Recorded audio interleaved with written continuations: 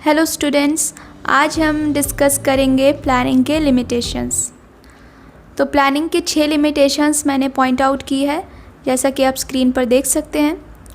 Planning leads to rigidity, planning may not work in dynamic environment, planning reduces creativity, planning involves huge cost, planning is a time consuming process, और lastly planning does not guarantee success. तो इन सारे 6 points को आज हम cover करेंगे। Starting with the point planning leads to rigidity. आसान शब्दों में कहें तो ऐसी प्लानिंग जिसमें चेंजिंग नहीं की जा सकती है, बदलाव नहीं किया जा सकता है, वो एक रिजिड प्लान कहलाता है, क्योंकि हम उसमें चेंजिंग अपने सिचुएशन और कंडीशन के हिसाब से नहीं कर पाते, इसलिए वो एक रिजिड प्लान है। इस तरीके की रिजिड प्लानिंग से क्या होता है ना, ये नुकसान होता है कि जब कोई नई परेशानी आती है, नई प्रॉब्लम आती है, तब मैनेजर्स को उस प्लान को चेंज करने में बहुत दिक्कत आती है। वो आसानी से उस प्लान को सिचुएशन के हिसाब से चेंज नहीं कर पाते हैं। अब आप लोग सोचोगे कि जब सारी प्लानिंग मैनेजर्स ही करते हैं तो वो खुद के बनाए गए प्लान को चेंज क्यों नहीं कर पाते? वो इसलिए क्योंकि सारी प्लानिंग का काम टॉप लेवल के मैनेजर्स का होता है और मिडिल लेवल के मैनेजर्स उस प्लान को काम में लाते हैं। तो यहाँ इस पॉइंट में प्लानिंग लीड्स टू रिजिडिटी में मिडिल लेवल के मैनेजर्स की बात हो रही है। तो मिडिल लेवल के मैनेजर्स को परेशानी हो जाती है प्लान को चेंज करने में, बदलने में, क्योंकि उनके पास इतनी परमिशन नहीं होती, इतनी अथॉरिटी नहीं होती, वो प्लान्स को आसानी से चेंज नहीं कर पाते। तो इससे क्या नुकसान होता है कि आपको आगे चल के प्लान चेंज अगर नहीं होगा तो आपका गोल अचीव नहीं कर पाओगे आप। फॉर एग्ज़ाम्पल, अगर मार्केट की कंडीशंस चेंज हो जाती है या कोई नई परेशानी आ जाती है मान लो, तो मैनेजर्स को उस न्यू सिचुएशन के हिसाब से काम करने के लिए क्या चाहिए होती है? फ्लेक्सिबिलिटी।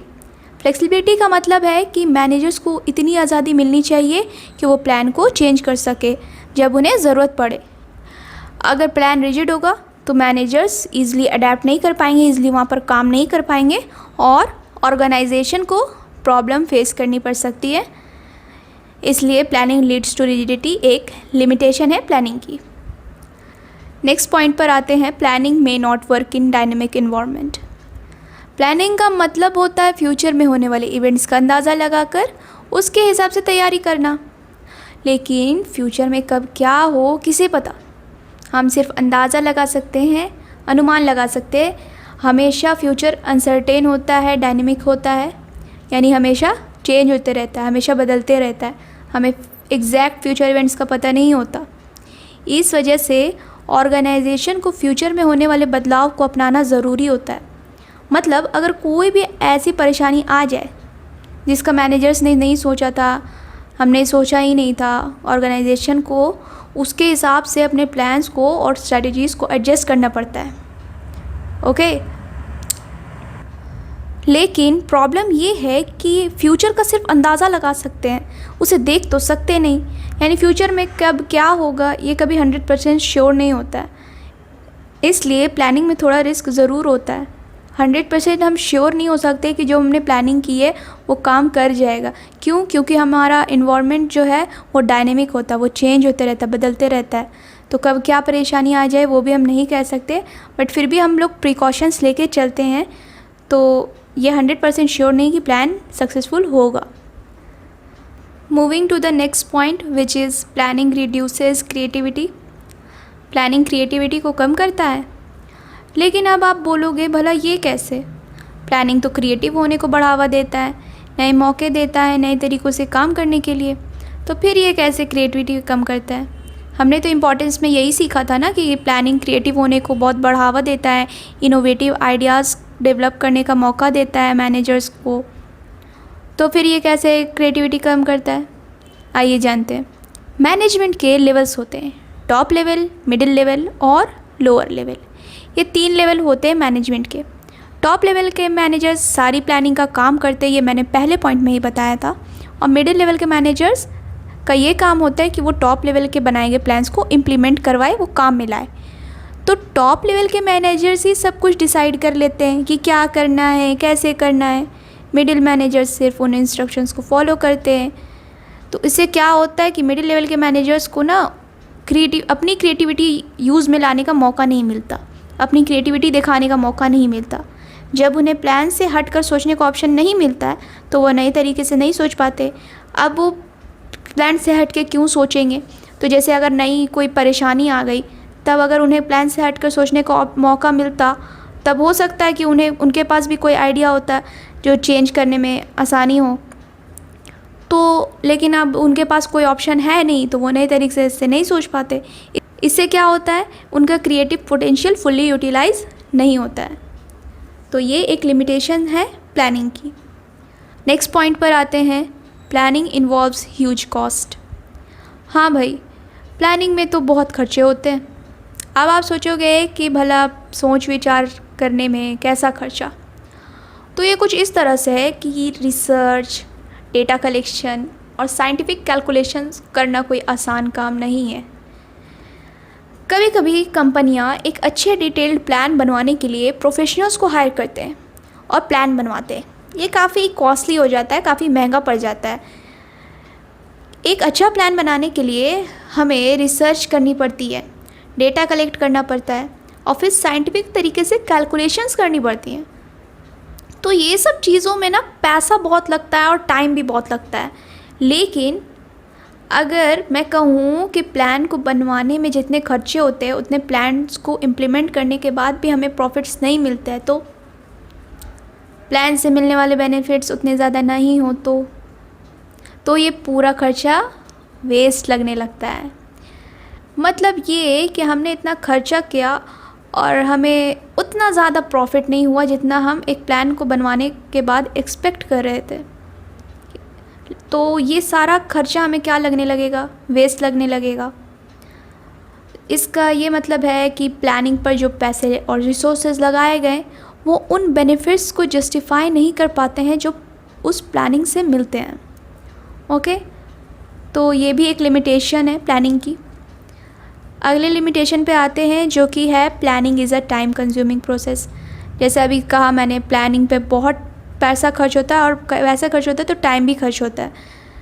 तो जब एक प्लान बनाने में बहुत ज़्यादा समय लग जाता है, जब हम एक प्लान बनाते हैं तो हमें ये देखना पड़ता है कि हमें क्या रिसोर्सेज चाहिए, मार्केट में क्या हो रहा है, कंपटीटर्स क्या कर रहे हैं और फ्यूचर में क्या प्रॉब्लम्स आ सकती हैं।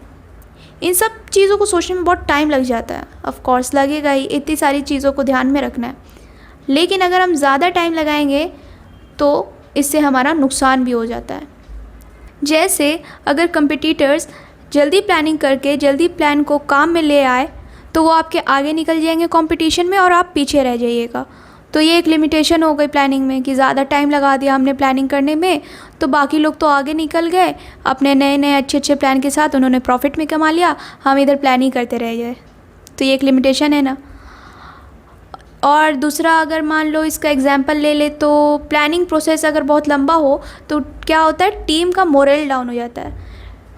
लोगों को लगता है, एम्प्लॉयज़ को लगता है कि यार यहाँ तो बहुत डिसीज़न मेकिंग स्लो है, बहुत धीरे धीरे काम हो रहा है, प्लानिंग हो रही है तो हो रही है, कोई प्रोग्रेस नहीं हो रही है, कंपनी की ग्रोथ नहीं हो रही है।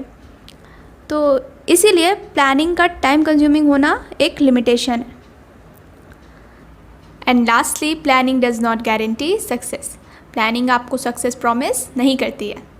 एक इंटरप्राइज की सक्सेस तभी पॉसिबल है जब प्लान्स अच्छे से बनाए जाएं और उन्हें अच्छे से लागू किया जाए। मैनेजर्स क्या करते हैं ना, वो अक्सर पुराने प्लान्स को यूज़ कर लेते हैं जो पहले काम कर चुके हैं। लेकिन जो प्लान पहले काम कर गया है वो हर सिचुएशन में काम तो नहीं करेगा, क्योंकि हर सिचुएशन अलग होती है। अब मैनेजर्स सोचेंगे कि 10 साल पहले जो हमने प्लान बनाया था उससे कितना प्रॉफिट हुआ था। मान लो 10 साल पहले किसी ने कंपनी ने मैनेजर्स ने प्लान बनाए और वो बहुत अच्छा प्रॉफिट हुआ उसको और उससे बहुत मुनाफा कमाया कंपनी ने। लेकिन 10 साल बाद भी अगर मैनेजर्स सोचेंगे कि वही वाला प्लान से हम फिर से उतना ही मुनाफा कमा ले, प्रॉफिट कमा ले, तो ये तो पॉसिबल नहीं है ना, क्योंकि जो 10 साल पहले जो सिचुएशन रही है वो 10 साल बाद तो नहीं रहेंगी।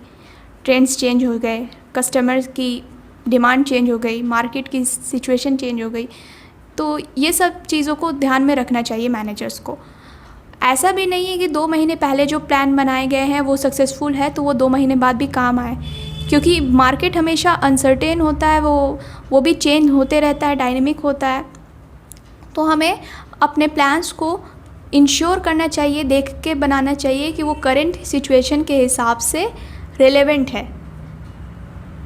जब हम प्लान्स बनाते हैं और उन्हें इम्प्लीमेंट करते हैं, लागू करते हैं, तो हमें ये इंश्योर करना पड़ता है, देखना पड़ता है कि वो प्लान्स अभी के सिचुएशन के हिसाब से, करेंट सिचुएशन के हिसाब से रेलेवेंट है, यानी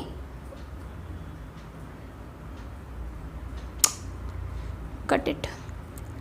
जब हम प्लान्स बनाते हैं और उन्हें इम्प्लीमेंट करते हैं, लागू करते हैं, तो हमें ये इंश्योर करना पड़ता है, यानी देखना पड़ता है कि वो प्लान्स करेंट सिचुएशन यानी उस वक्त के सिचुएशन के हिसाब से रेलेवेंट है, सही है। मैनेजर्स को लगता है कि पहले का सक्सेसफुल प्लान अब भी काम करेगा, लेकिन हर सिचुएशन अलग होती है। मार्केट के कंडीशंस, कॉम्पिटिटर्स और बिजनेस इन्वायरमेंट हमेशा चेंज होते रहता है। इसलिए एक प्लान जो पहले सक्सेसफुल था वो नई कंडीशंस में फेल हो सकता है।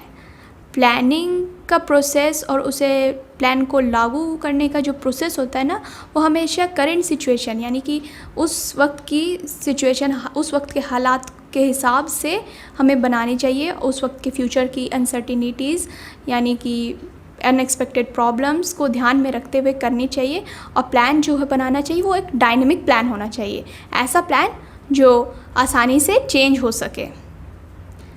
So that's all for today. I hope सभी को ये एक्सप्लेनेशन समझ आ गई होंगी लिमिटेशंस की। अगर आपको और भी कोई डाउट हो या कोई और इससे रिलेटेड सवाल हो तो आप कमेंट करके मुझसे पूछ सकते हैं। Do like, share, study and subscribe for more detail explanations.